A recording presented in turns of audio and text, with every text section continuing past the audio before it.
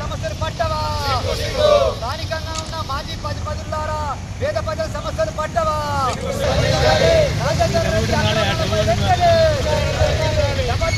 రాజేందర్ రెడ్డి అక్రమాలపై వెంటనే జబర్దస్త్ మీద అవకతవకలు చేసిన ప్రజాప్రతినిధులు రాజేందర్ రెడ్డి మీద వెంటనే జబర్దస్త్ మీద స్థానిక ప్రజాప్రతినిధులు కానీ రాజేందర్ రెడ్డి మీద వెంటనే ఇదేమి రాజ్యం ఇదేమి రాజ్యం ఇదేమి రాజ్యం ఇదేమి రాజ్యం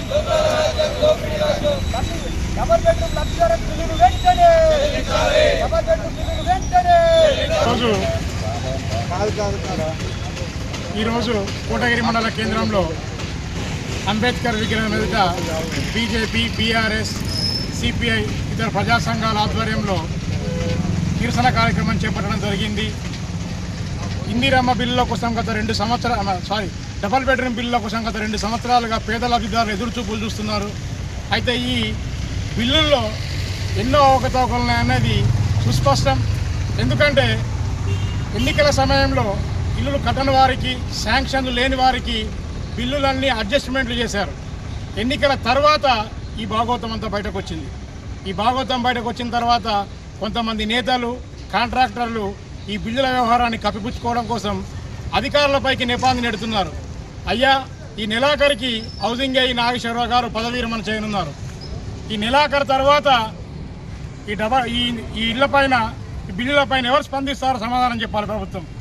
ఇప్పటికీ ప్రజాప్రతినిధులు ఏమంటున్నారు? బిల్లులు అడిగితే నాగేశ్వరరావు దగ్గరికి వెళ్ళండి, మా ప్రభుత్వం లేదంటున్నారు. అయ్యా, మీరు ఏ ప్రభుత్వంలో ఉన్నారు? మరి మీరు చెప్పండి. మరి మీ ఎమ్మెల్యే గారు ఏ ప్రభుత్వంలో మీకు స్పష్టత లేదు. ఇక్కడున్న ప్రజాప్రతినిధులకు స్పష్టత లేదు. ఎవరైనా జర్నలిస్టులు కానీ లేదా సోషల్ మీడియా కానీ వార్తలు రాసి పెడితే వాళ్ళని బెదిరింపులకు గురి చేస్తున్నారు.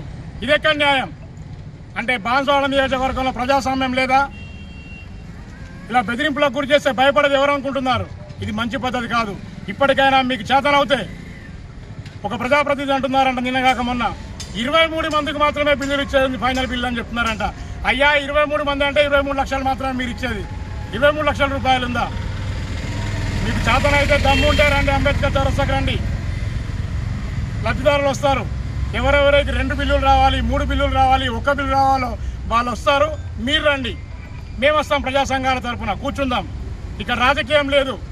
పేద ప్రజలు ఎవరైతే పుస్తకాలు అమ్ముకొని, పొలాలు అమ్ముకొని, ఆస్తులు అమ్ముకొని ఒక గూడు కోసమని ఇళ్ల నిర్మాణాలు చేపట్టుకున్నారో వాళ్ళ జీవితాలతో ఈరోజు చెలగాటమాడుతున్నారు. మీరు అదేమైనా అంటే బెదిరింపులకు గురి చేస్తున్నారు. మీరు రోడ్డు ఎక్కుతారా, మీరు ధర్నాలు చేస్తారా, మీ బిల్లులు రావు, మిమ్మల్ని అచ్చేస్తాం, ఇచ్చేస్తాం అంటున్నారు. ఏం చేయగలుగుతారు మీరు? మిమ్మల్ని ఒకటే అడుగుతున్నాం, అయ్యా, మీరు ఏ ప్రభుత్వంలో ఉన్నారు? సమాధానం చెప్పిన ఆ తర్వాత పేద ప్రజలతో మాట్లాడండి.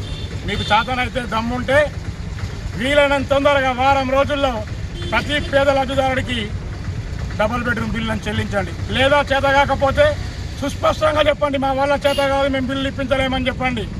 అప్పుడు అదే ప్రజలు ఏం చేసుకుంటారో వాళ్ళు చేసుకుంటారు. అధికారుల దగ్గరికి వెళ్ళి మొరబెట్టుకుంటారా, ఏం చేసుకుంటారో అనేది వాళ్ళు చేసుకుంటారు. కానీ మీరు బెదిరింపులకు గురి చేయమనే పద్ధతి మానుకోండి. రెండవది, 23 బిల్లులు అంటే 23 మంది పేర్లు మీరు బహిర్గతం చేయండి. ఏ 23 మందికి బిల్లులు ఇవ్వాలో ఆ ప్రజాప్రతినిధి చెప్తున్నారో ఆ 23 మంది పేర్లను మీరు బహిర్గతం చేయండి. అప్పుడు మిగతా లబ్ధిదారులు వస్తారు, వాళ్ళకి వచ్చేది ఉందా రాలేదు ఉందా అనేది. కాబట్టి ఇప్పటికి కూడా 150 మంది పైన బిల్లులు రావాలి. 2వ బిల్లు రావాల్సిన వాళ్ళు ఉన్నారు, 3వ బిల్లు రావాల్సిన వాళ్ళు ఉన్నారు, 4వ బిల్లు రావాల్సిన వాళ్ళు ఉన్నారు, ఫైనల్ బిల్లు రావాల్సిన వాళ్ళు కూడా ఉన్నారు.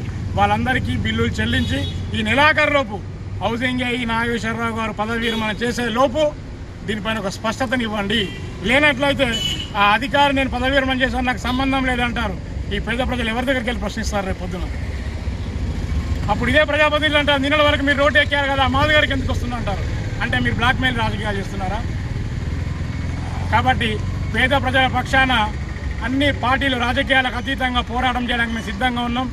ఏ పేద వ్యక్తిని కూడా డబుల్ బెడ్రూమ్ బిల్లుల విషయంలో మీరు ఇందిరమ్మ బిల్లు డబుల్ బెడ్రూమ్ విషయంలో మీరు బెదిరింపులకు గురి చేస్తే ఊరుకునేది లేదు. వాళ్ళ పక్షాన మేము నిలబడతాం. మేము ఆందోళన సిద్ధంగా ఉన్నాం. జై తెలంగాణ.